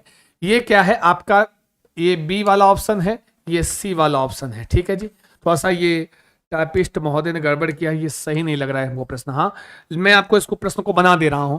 निम्नलिखित प्रयोगों के द्वारा श्रवण का उद्देश्य की कार्य सिद्धि कौन करता है। हाँ, ये भाषण श्रवणम, लेखन श्रवणम, अनुकरणम, श्रुत लेखनम, ये सारे ये किस कार्य की सिद्धि करते हैं, परस्पर संपर्क का उद्देश्य का, या वार्तालापी उद्देश्य का, परस्पर व्यवहार के उद्देश्य का, या विचारात्मक उद्देश्य का। जल्दी बताएंगे, ये सी वाला ऑप्शन है। ठीक है, ये बी वाला ऑप्शन है, ये ए है। हाँ, ये सारे प्रश्न में है। ये जो श्रुत लेख होता है, अनुकरण होता है, लेख होता है, अनुकरण लेखन होता है, भाषा का श्रवण होता है, यह बताओ किस कार्य की सिद्धि करते हैं। फटाफट बताएंगे जितने छात्र जुड़े हैं।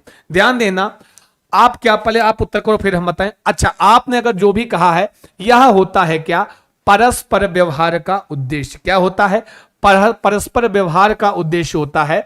भाषण श्रवण हो रहा है, सुन रहे हो, बोल रहे हो, अनुकरण कर रहे हो, श्रुत लेखन कर रहे हो, तो परस्पर व्यवहार का उद्देश्य होता है। ठीक है जी, यहां श्रवण का उद्देश्य क्या है, परस्पर व्यवहार का उद्देश्य होता है। ये जो भी भाषण श्रवण, लेखन, अनुकरण और श्रुत लेखन, ये सारे क्या हैं, ये परस्पर व्यवहार के उद्देश्य के अंतर्गत आते हैं। कर लो सही मेरे प्रिय छात्रों, सेशन को लाइक करेंगे, शेयर करेंगे, आपकी जिम्मेदारी है, थोड़ी सी बढ़ती है जी। आगे बढ़ते हैं, आगे चलते हैं। अगला प्रश्न आपकी स्क्रीन पर है, व्याकरण से अध्यापन अधिगम संदर्भे किम कथनम सत्यम।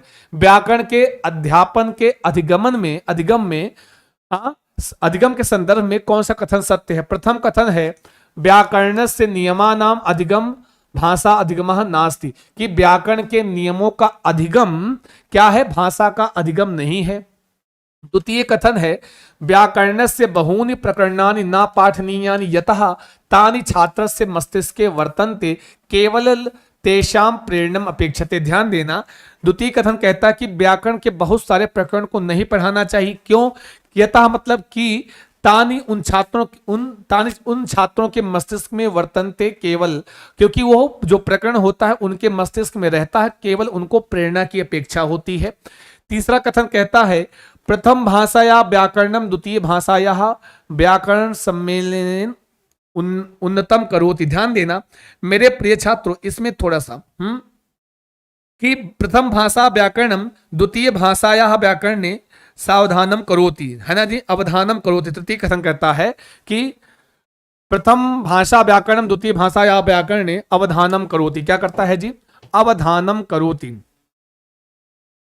अवधानम, ये है ए वाला ऑप्शन है। क्या थोड़ा सा गड़बड़ हो गया जी? व्याकरणे अवधानम करोति,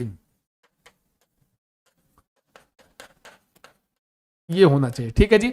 अब बताओ तीनों में कौन सा कथन सत्य है? प्रथमम द्वितीयम कथनम सत्य, पहला और दूसरा कथन सत्य है। कहते हैं द्वितीयम तृतीयम, दूसरा और तीसरा कथन सत्य है। ठीक है जी।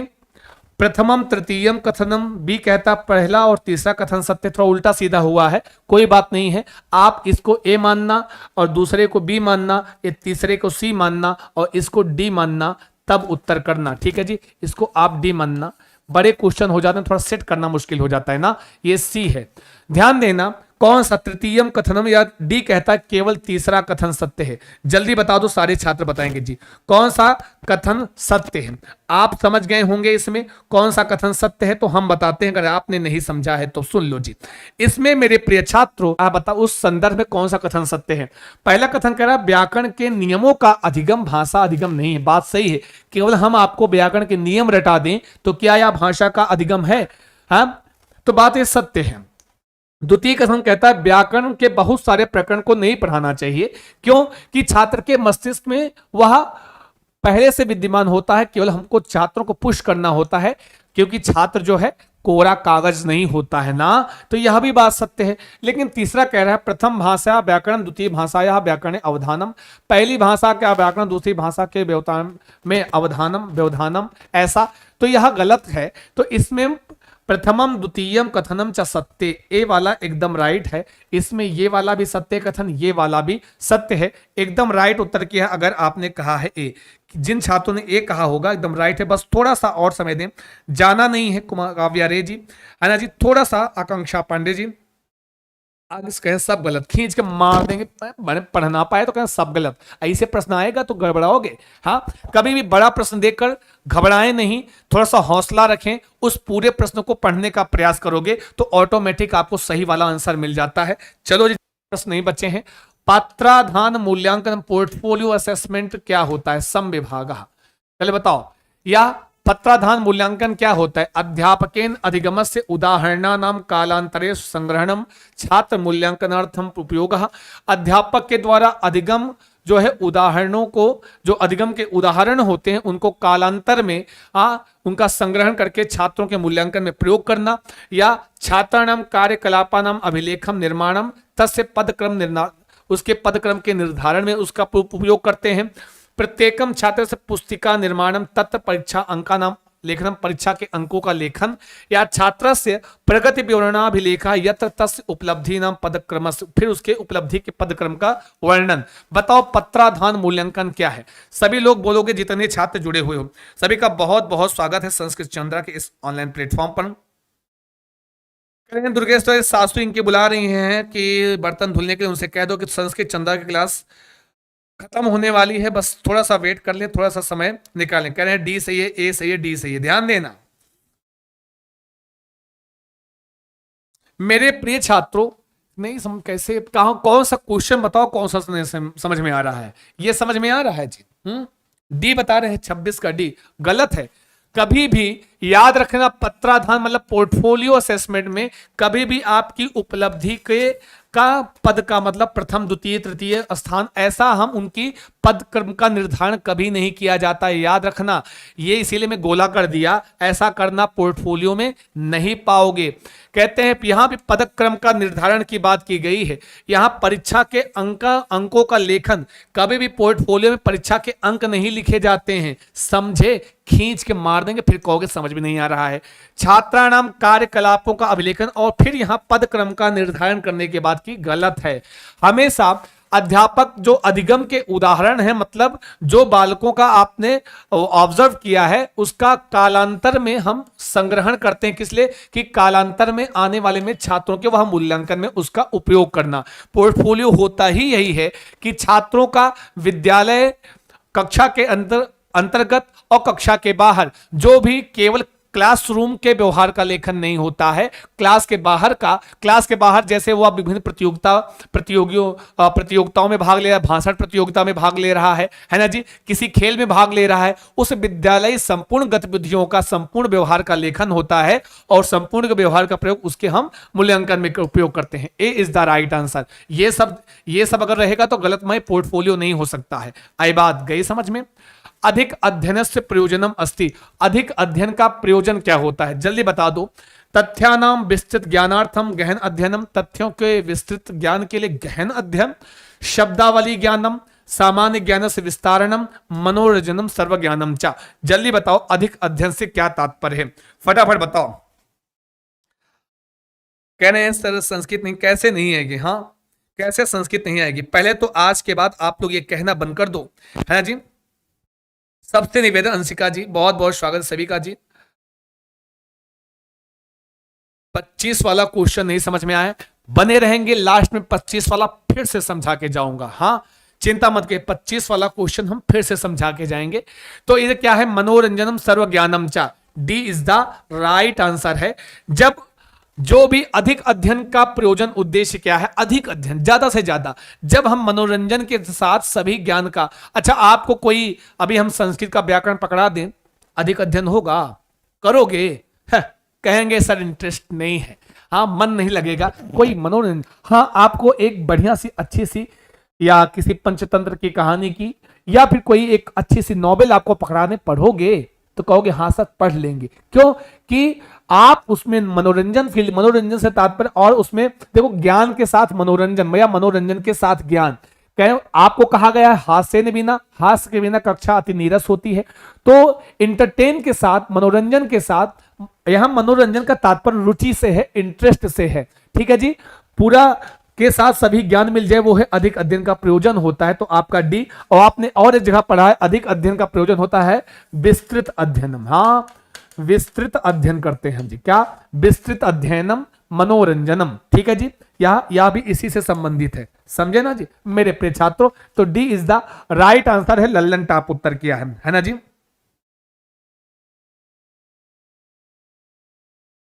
ये जो भी पेपर है, जिस भी, देखिए जी अब ऑनलाइन मोड का पेपर था तो कोई ना कोई सेट ऐसा रहता था जो बहुत कठिन होता था। तो ये पेपर वही का है जो दो सेशन का पेपर मिक्स है, इसमें 2 पार्ट का, और यार थोड़ा सा है लेंदी है, लेकिन ऐसे ही प्रश्नों को करना है ताकि आने वाली परीक्षा में ऑफलाइन पेपर का ये पेपर चाहे जैसे भी आ जाए एकदम चुटकियों में आप लोग उसको करोगे जी, ठीक है जी। D is the right answer. आगे बढ़ते हैं। देखो प्रश्न बड़े हैं तो डरना नहीं है ना जी। अब प्रश्न बड़े हैं तो थोड़ा सा ध्यान से। काचित शिक्षक श्याम पटले लिखति, कोई शिक्षक श्याम पट पर लिखता है। सपत्रम लिखति, वह पत्र लिखता है। बालका फुटबॉलम क्रिय, वह बालक खेलता है। राम स्वपिति, राम सोता है। तदा शिक्षक व्याख्याम कोई, तो उसके बाद शिक्षक व्याख्या करता है। फिर क्रियाया प्रयोग कर्तृणा अन्विता भवति, वह व्याख्या करता है कि जो क्रिया का प्रयोग है कर्ता से अन्वित है, मतलब जुड़ा हुआ होता है। यथा दत्त उदाहरणेषु दृश्यते, जैसा कि दिए हुए उदाहरण में दिख रहा है।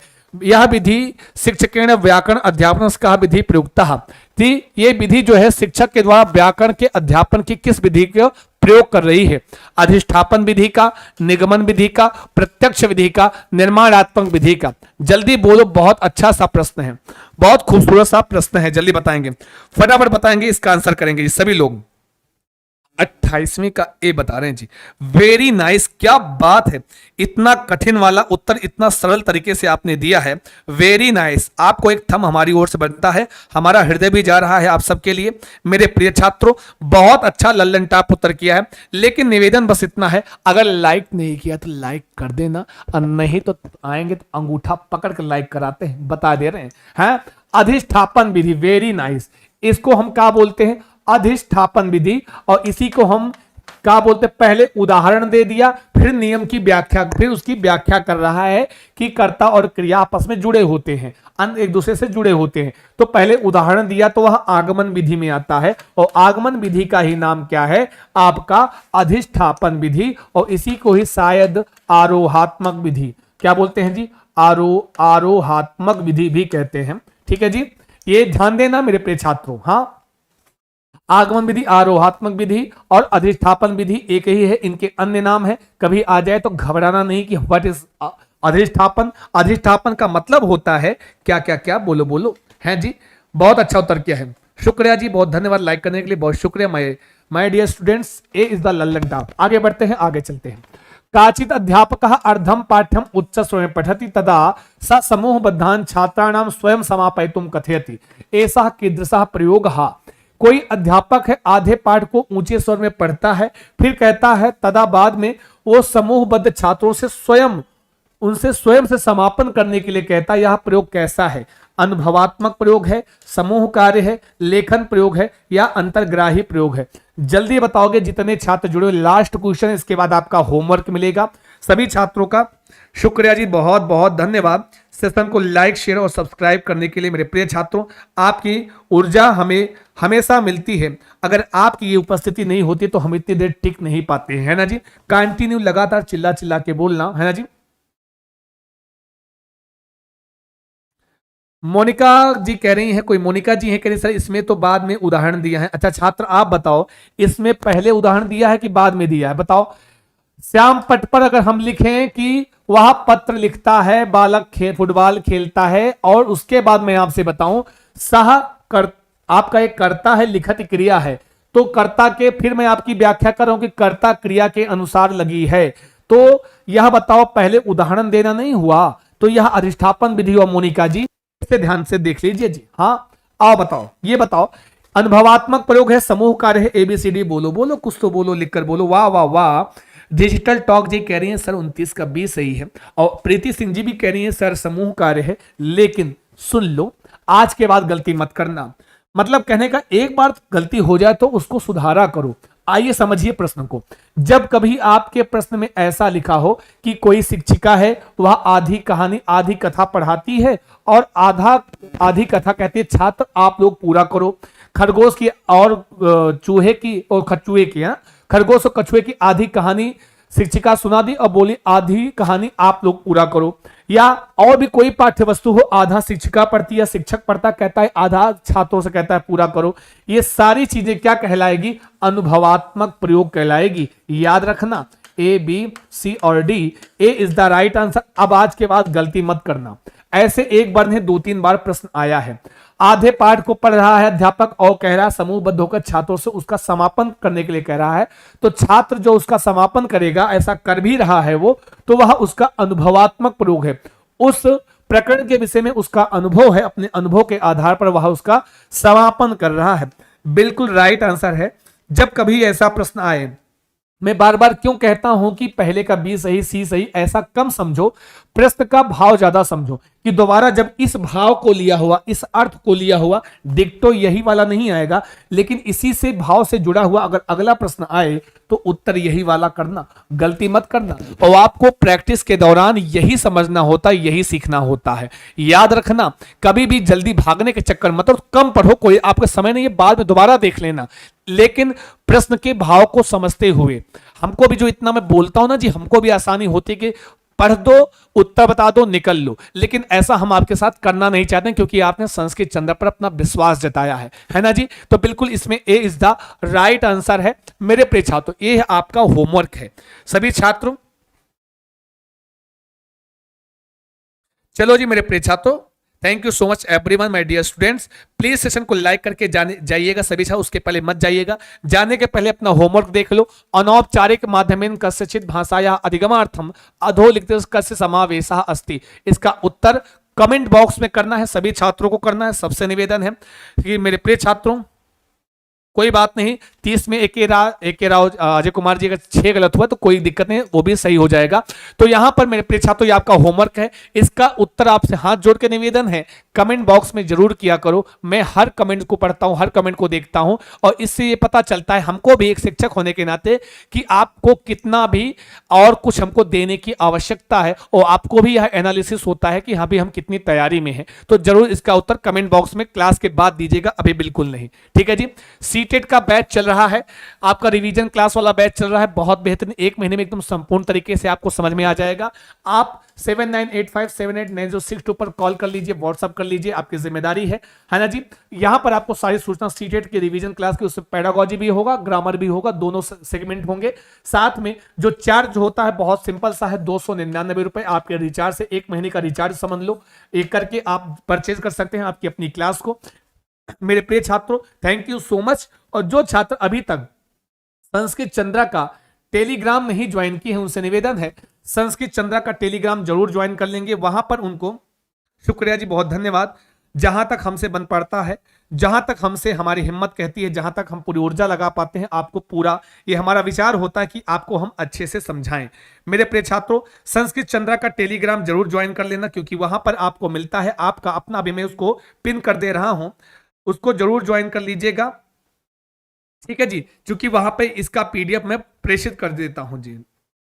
जी मेरे प्रिय छात्रों, और आपको पढ़ाया गया है आपका पैसेज की ट्रिक वाली वीडियो, ध्यान देना, पैसेज की ट्रिक वाली वीडियो सभी छात्र जो है मैंने पिन कर दिया है आपको, वहां जाके आप ज्वाइन कर लीजिएगा आपका अपना संस्कृत चंद्र का टेलीग्राम जो नहीं किए हैं। और पैसेज की ट्रिक वाली वीडियो मैंने पढ़ा दिया है, जाकर नहीं देखा तो 2 बार देखना। मैं पूरे गारंटी के साथ कहता हूं कि आपको पैसेज ना आसान हो जाए बताना। फिर से कह रहा हूं कि पैसेज की रीडिंग करते रहना, ठीक है जी।